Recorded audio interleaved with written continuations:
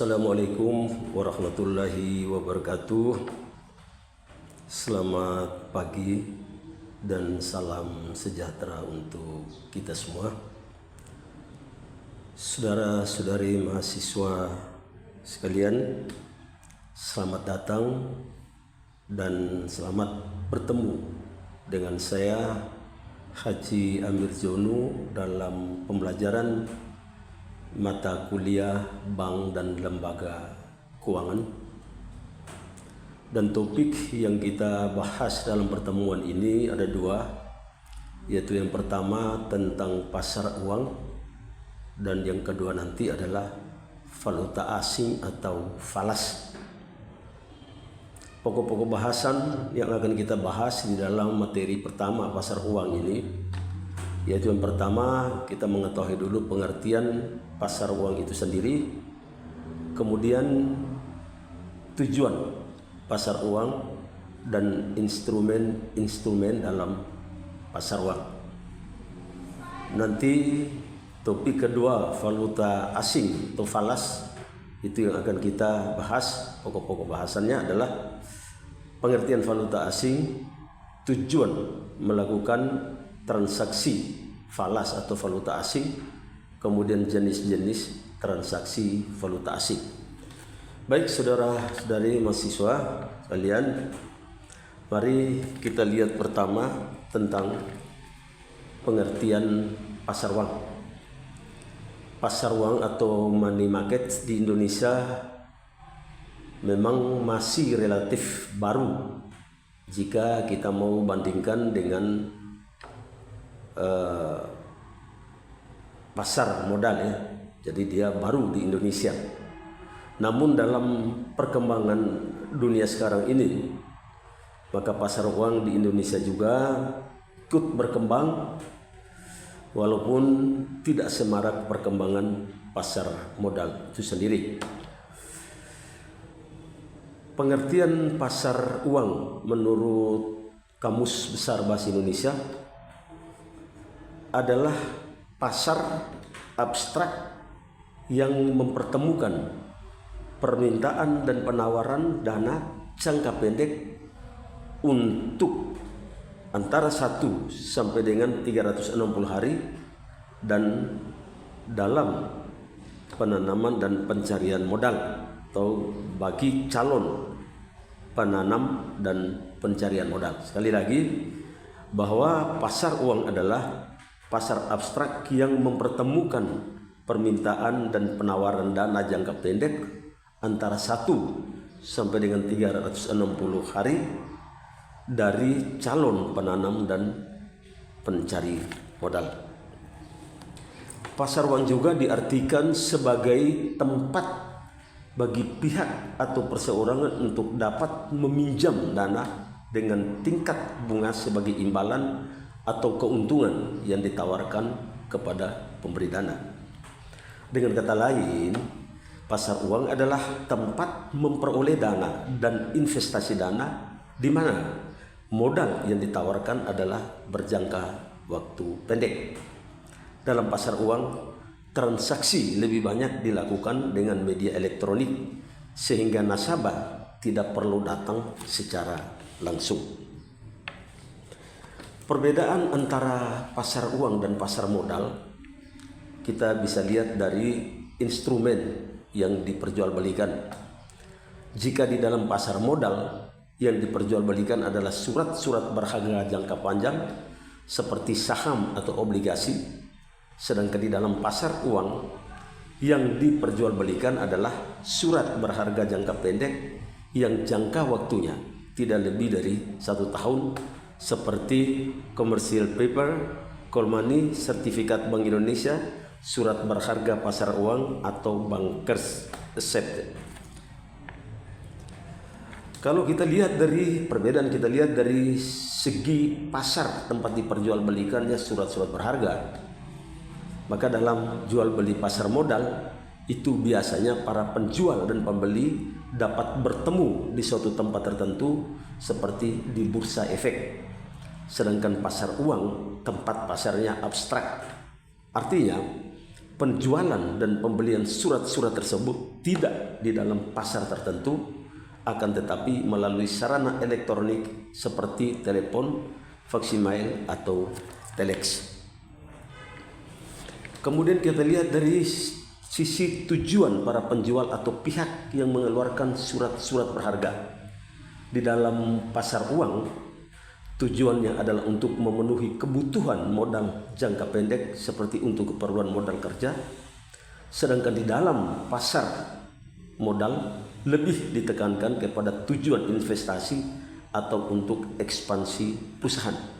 Jadi bagi investor, dengan membeli surat-surat berharga di pasar uang, tujuannya adalah untuk mencari keuntungan semata, dan di dalam pasar modal di samping keuntungan juga untuk penguasaan perusahaan. Saudara-saudari mahasiswa sekalian, mari kita lihat tujuan daripada pasar uang. Seperti halnya pasar modal, bahwa dalam pasar uang terdapat dua pihak yang terlibat secara langsung maupun tidak langsung. Masing-masing pihak saling berkepentingan satu sama lainnya dan mempunyai tujuan yang juga masing-masing pula. Pihak-pihak yang terlibat dalam pasar uang adalah yang pertama, pihak yang membutuhkan dana, yakni bank atau perusahaan non-bank yang kebetulan membutuhkan dana yang segera harus dipenuhi untuk kepentingan tertentu. Kemudian yang kedua, pihak yang menanamkan dana, yaitu pihak yang menyediakan dana atau pihak yang menjual dana, baik bank maupun perusahaan non-bank, dengan tujuan investasi di pasar uang. Tujuan pihak yang membutuhkan dana adalah untuk memenuhi kebutuhan dana jangka pendek seperti membayar hutang yang segera akan jatuh tempo. Kemudian yang kedua, untuk memenuhi kebutuhan likuiditas karena disebabkan kekurangan uang kas. Kemudian yang ketiga, untuk memenuhi kebutuhan modal kerja, yaitu membayar biaya-biaya upah karyawan, gaji, pembelian bahan, dan kebutuhan modal kerja lainnya. Dan yang keempat, sedang menjalani kala clearing. Hal ini terjadi di lembaga clearing dan harus segera dibayar. Kemudian tujuan bagi pihak yang bermaksud menanamkan dananya di pasar uang adalah yang pertama, untuk memperoleh penghasilan dengan tingkat suku bunga tertentu. Kemudian yang kedua, bermaksud membantu pihak yang benar-benar mengalami kesulitan keuangan. Dan yang ketiga, spekulasi dengan harapan akan memperoleh keuntungan besar dalam waktu yang relatif singkat dan dalam kondisi ekonomi tertentu. Baik, saudara sekalian, kita beralih ke instrumen pasar uang. Instrumen-instrumen yang digunakan di dalam pasar uang. Pemilihan dana oleh investor di dalam pasar uang tentu dengan berbagai pertimbangan. Investor dapat memilih salah satu dari sekian banyak surat-surat berharga yang ditawarkan sesuai dengan tujuan masing-masing. Surat-surat berharga yang ditawarkan di pasar uang kita sebut saja dengan instrumen pasar uang. Jenis-jenis instrumen pasar uang yang ditawarkan antara lain, yang pertama adalah interbank call money. Interbank call money ini merupakan pinjaman antar bank yang terjadi dalam proses clearing. Dalam transaksi clearing yang diselenggarakan oleh Bank Indonesia setiap hari kerja, dan selalu saja ada yang kalah dan ada yang menang.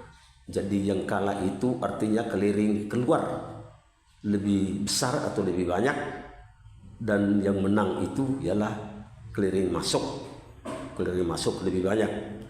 Nah, bagi bank yang kalah clearing, apabila tidak dapat menutupi kekalahannya, maka akan terkena sanksi dari Bank Indonesia. Oleh karena itu, agar tidak terkena sanksi akibat kekurangan likuiditas atau kemampuan untuk membayar, maka bank tersebut dapat meminjamkan uang dari bank lain yang kita kenal dengan nama interbank call money atau call money. Jadi pengertian call money itu sendiri adalah kredit atau pinjaman yang harus segera dilunasi atau dibayar apabila sudah ada tagihan atau panggilan dari pihak pemberi dana atau kreditur. Jangka waktu kredit berkisar antara 1 hari sampai dengan 7 hari, jadi sangat singkat. Kemudian instrumen yang berikut adalah sertifikat Bank Indonesia. Sertifikat Bank Indonesia ini adalah surat berharga dalam mata uang rupiah yang diterbitkan oleh Bank Sentral atau Bank Indonesia sebagai bentuk pengakuan utang jangka pendek dengan sistem bunga atau diskonto. Penerbitan SBI atau Sertifikat Bank Indonesia dilakukan atas unjuk dengan nominal tertentu dan biasanya dikaitkan dengan kebijaksanaan pemerintah terhadap operasi pasar terbuka atau open market operation dalam masalah penanggulangan jumlah uang yang beredar. Tujuan bagi investor, baik bank maupun lembaga keuangan lainnya membeli SBI ini adalah sebagai akibat kelebihan dana yang tidak disalurkan untuk sementara waktu. Namun jika pihak investor memerlukan dana kembali, maka dengan mudah SBI dapat dijual kepada pihak Bank Indonesia atau pihak lain. Jadi mudah sekali kalau memang saat dibutuhkan. Kemudian instrumen yang berikut adalah sertifikat deposito. Sertifikat deposito adalah surat berharga yang diterbitkan oleh pihak perbankan atas unjuk. Atas unjuk itu artinya tanpa nama yang tercantum di dalam sertifikat. Jangka waktunya pun bervariasi sesuai dengan keinginan bank. Pencarian sertifikat deposito dapat dilakukan setelah jatuh tempo. Jadi pencairannya setelah jatuh tempo. Namun apabila investor memerlukan dana, maka dapat pula sertifikat deposito ini diperjualbelikan apakah kepada lembaga atau pihak-pihak umum. Perbedaan antara sertifikat deposito dengan deposito berjangka adalah dalam hal identitas, di mana sertifikat deposito atas unjuk, sedangkan deposito berjangka adalah atas nama, jadi namanya tercantum di dalam sertifikat. Dengan tanpa identitas atau atas unjuk ini, maka sertifikat deposito dapat diperjualbelikan, sedangkan deposito berjangka tidak, karena namanya sudah ditetapkan di dalam. Jadi yang bersangkutanlah yang harus mencairkannya. Kemudian dalam hal nominal, sertifikat deposito sudah tercetak, sedangkan deposito berjangka belum. Perbedaan berikutnya adalah dalam hal penarikan bunga, di mana sertifikat deposito dapat ditarik di muka, sedangkan deposito berjangka hanya dapat ditarik setiap bulan atau setelah jatuh tempo. Yang berikut adalah surat berharga pasar uang SBPU. Ini instrumen yang keempat ya. Adalah surat berharga yang diperkenalkan oleh Bank Indonesia tahun 1985 sebagai salah satu alat untuk melakukan operasi terbuka dalam rangka ikut menstabilkan nilai rupiah. Bank atau lembaga keuangan yang ingin memperoleh dana jangka pendek dapat menerbitkan SBPU, surat berharga pasar uang, kemudian diperjualbelikan dengan bank atau pihak-pihak lainnya. Penerbitan warkat-warkat dapat berupa wesel atau promes dengan jangka waktu antara 30 hari sampai dengan 180 hari. Saya kira wesel itu surat kesanggupan untuk pernyataan pemberitahuan untuk pengiriman uang, sedangkan promes adalah kesanggupan untuk membayar.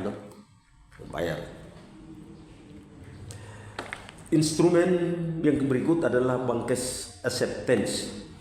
Ini adalah wesel bank yang diberikan cap dengan kata-kata accepted dan dapat diperjualbelikan di pasar uang sebagai salah satu sumber dana jangka pendek. Jangka waktu penarikan wesel berkisar antara 30 hari sampai 180 hari. Wesel yang diberi cap accepted ini yang kemudian kita kenal dengan bankers acceptance.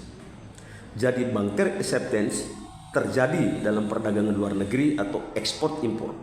Terjadinya di saat proses transaksi pembelian dan penjualan barang antar negara. Instrumen berikut adalah commercial paper. Commercial paper adalah kertas berharga yang dapat diperdagangkan di pasar uang dengan jangka waktu yang tidak lebih dari 1 tahun. Yang termasuk ke dalam jenis commercial paper adalah promes yang diterbitkan oleh perusahaan lembaga keuangan termasuk bank. Saudara-saudari mahasiswa sekalian, kelebihan daripada commercial paper terletak daripada jaminan, di mana pihak penerbit tidak perlu menyediakan jaminan tertentu. Kemudian tingkat suku bunga yang relatif rendah jika dibandingkan dengan jenis kredit lainnya. Hal lain adalah penerbitannya relatif mudah dengan jangka waktu yang tidak terlalu pendek. Sedangkan kelemahannya adalah akibat tidak adanya jaminan tertentu, maka untuk menjualnya relatif lebih sulit apabila si penerbit tersebut bonafiditasnya dianggap kurang. Kelemahan lainnya, dana yang diperoleh hanya digunakan untuk modal kerja. Baik, kita lanjut ke instrumen yang berikut adalah treasury bills. Apa itu treasury bills? Treasury bills adalah instrumen pasar uang yang diterbitkan oleh bank sentral dengan jangka waktu paling lama 1 tahun. Penerbitan treasury bills oleh bank sentral ini biasanya atas unjuk dengan nominal tertentu pula, berarti bisa diperdagangkan, diperjualbelikan. Keuntungan dari treasury bills ini bagi pembeli ialah bahwa faktor kepercayaan akan dibayar kembali sangat tinggi, mengingat diterbitkan oleh bank pemerintah. Di samping itu, jenis surat berharga ini mudah diperjualbelikan. Treasury bills diterbitkan di luar negeri, sedangkan di Indonesia dapat disamakan dengan sertifikat Bank Indonesia yang diterbitkan oleh Bank Indonesia. Kemudian yang berikut adalah repurchase agreement. Repurchase agreement adalah bentuk surat berharga yang juga dapat diperjualbelikan dengan suatu perjanjian tertulis bahwa si penjual akan membeli kembali surat-surat berharga tersebut. Pembelian kembali surat berharga tersebut disertai dengan perjanjian, yaitu harga dan tanggal jatuh temponya. Baik, saudara-saudari mahasiswa sekalian, itu tadi pembahasan kita pertama tentang pasar uang. Sekarang kita beralih ke pembahasan yang kedua, yaitu terkait dengan pasar valuta asing. Yang pertama, pengertian bahwa pasar valuta asing atau falas yang sering disebut dengan istilah foreign exchange market merupakan pasar di mana transaksi valuta asing dilakukan baik antar negara maupun dalam suatu negara. Transaksi dapat dilakukan oleh suatu badan atau perusahaan atau secara perorangan dengan berbagai tujuan. Dalam setiap kali melakukan transaksi falas atau valuta asing, maka digunakan kurs atau nilai tukar. Nilai tukar ini dapat berubah-ubah sesuai kondisi dari waktu ke waktu yang disebabkan oleh berbagai faktor, antara lain faktor ekonomi dan juga politik.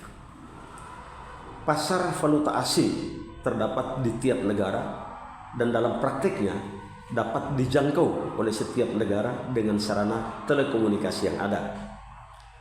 Karena menyangkut banyak negara di seluruh dunia, maka transaksi yang dilakukan hampir tidak pernah berhenti atau tidak pernah tidur. Jadi transaksi tidak pernah tidur, orang tidak pernah tidur, orang mengawal itu. Lah contoh misalnya pada saat transaksi tutup di suatu negara karena sudah larut malam, maka pada saat yang sama di negara lain transaksi baru dimulai karena baru pagi hari. Demikian transaksi selalu berputar antara pusat-pusat keuangan seperti New York, London, Tokyo, Hong Kong, dan juga di Jakarta. Saudara-saudara sekalian, di Indonesia, Bank Indonesia juga menyelenggarakan bursa falas, di mana bank-bank devisa dapat melakukan transaksi falas dengan Bank Indonesia. Kurs ditentukan oleh Bank Indonesia setiap hari dan selalu berubah-ubah. Transaksi falas antar bank devisa dapat pula dilakukan dalam bursa bebas, baik dalam negeri maupun internasional. Dalam perdagangan falas internasional, hanya mata uang yang tergolong kuat. Jadi ada mata uang yang kuat dan ada mata uang yang lemah di dalam pasar falas atau valuta asing. Jadi yang tergolong kuat itu biasanya disebut dengan convertible currencies yang sering diperdagangkan, sedangkan yang tidak termasuk dalam golongan tersebut jarang diperdagangkan.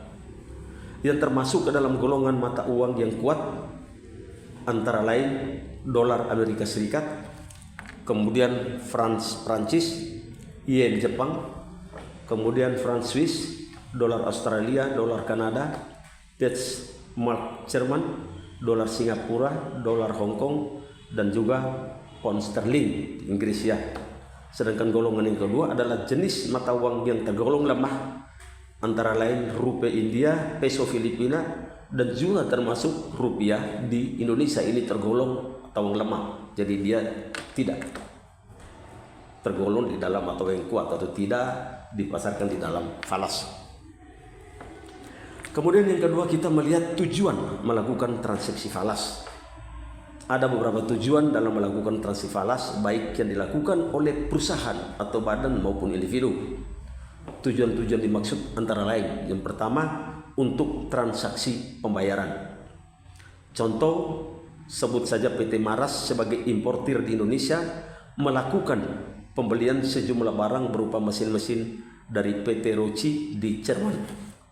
Lah, pembayaran dilakukan secara sesuai kontrak yang telah disepakati apabila dengan DM Jerman atau dengan rupiah. Jadi itu sudah ada kesepakatan.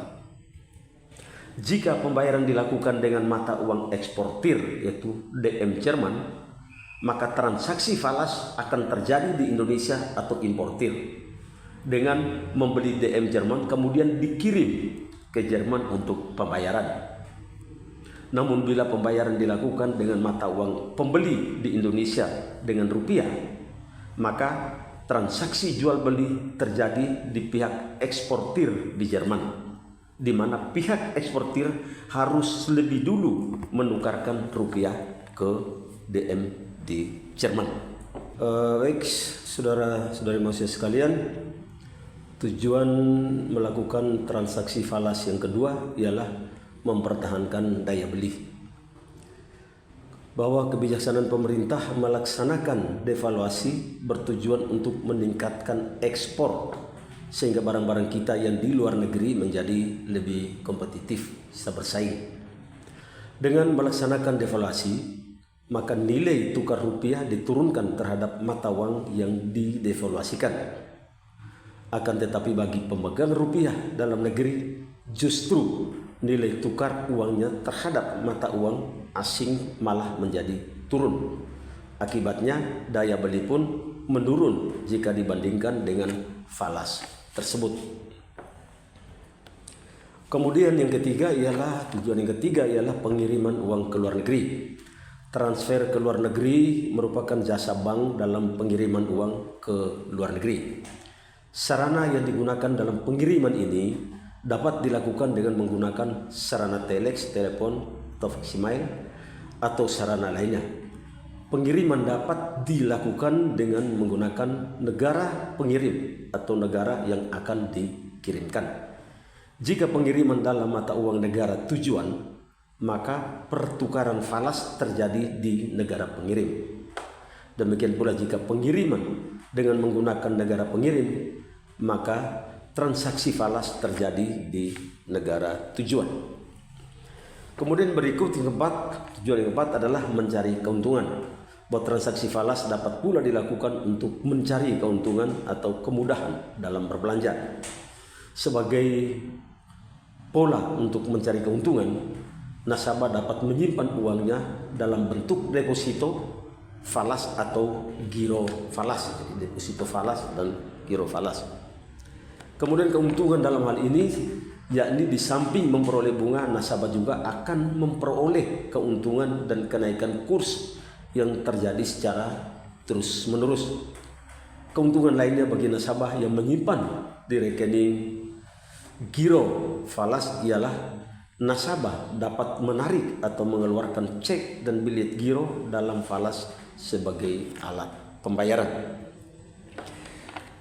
Saudara-saudara sekalian, yang berikut adalah pemagaran risiko. Tujuan berikutnya adalah untuk pemagaran risiko.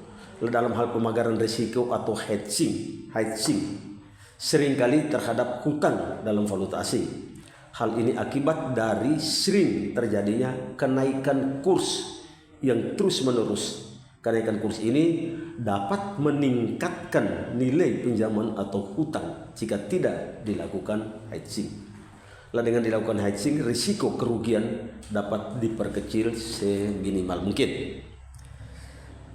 Tujuan yang berikut adalah kemudahan berbelanja.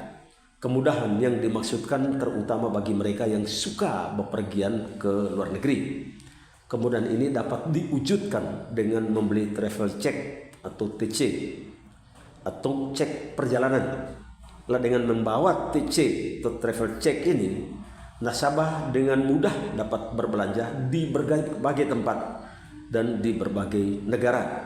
Kemudian nominal CT pun mengikuti kurs yang terus berkembang. Jadi dia berubah setiap hari, bisa juga. Baik, kita masuk ke topik yang berikut, yaitu jenis-jenis transaksi falas. Dalam jual beli antara bank dengan nasabah seperti bank notes, travel check, rekening giro falas atau deposito falas, penyerahannya dapat dilakukan pada saat transaksi dilakukan. Namun untuk transaksi falas yang dilakukan dalam perdagangan internasional, tidak selamanya penyerahan dapat dilakukan pada saat transaksi, mengingat jarak yang relatif jauh, kemudian perbedaan waktu serta volume transaksi yang besar, walaupun transaksi ditutup secara tunai atau spot. Oleh karena itu ada 3 jenis transaksi yang dapat dilakukan, yaitu yang pertama adalah transaksi tunai atau spot transaction, yaitu transaksi pembelian dan penjualan valuta asing untuk penyerahan pada saat itu atau penyelesaian paling lambat dalam jangka waktu 2 hari. Ada 3 cara penyerahan dalam transaksi spot atau transaksi tunai ini. Yang pertama, value today, yakni penyerahan dilakukan pada tanggal atau hari yang sama dengan tanggal atau hari dilakukannya transaksi. Penyerahan ini sering disebut juga cash settlement. Kemudian yang kedua, value tomorrow, yakni penyerahan dilakukan pada hari kerja berikutnya atau disebut one day settlement. Dan yang ketiga, value spot, yakni penyerahan dilakukan 2 hari kerja setelah transaksi. Kemudian yang kedua, transaksi tunggak atau forward transaction, yaitu transaksi pembelian dan penjualan falas yang nilainya ditetapkan pada saat ini dan diberlakukan untuk waktu yang akan datang antara 2 sampai dengan 24 jam hingga dengan 1 tahun. Akibat dibayar dengan jangka waktu, maka rates atau bunga yang digunakan dalam transaksi tunggak atau forward lebih tinggi jika dibandingkan dengan transaksi tunai atau spot. Kemudian ada transaksi barter atau swap transaction, yakni kontrak pembelian dan penjualan falas dengan harga tunai atau spot yang dikombinasikan dengan pembelian dan penjualan falas yang sama dengan harga tunggak atau forward. Tujuan dari transaksi ini adalah untuk menjaga kemungkinan dari kerugian yang disebabkan perubahan yang terjadi terhadap kurs. Saudara-saudari mahasiswa sekalian, saya kira inilah 2 topik pembahasan yang kita pelajari pada hari ini. Harapan saya mudah-mudahan saudara-saudari sekalian dapat mengikuti dengan baik. Sekian dan terima kasih. Wassalamualaikum warahmatullahi wabarakatuh.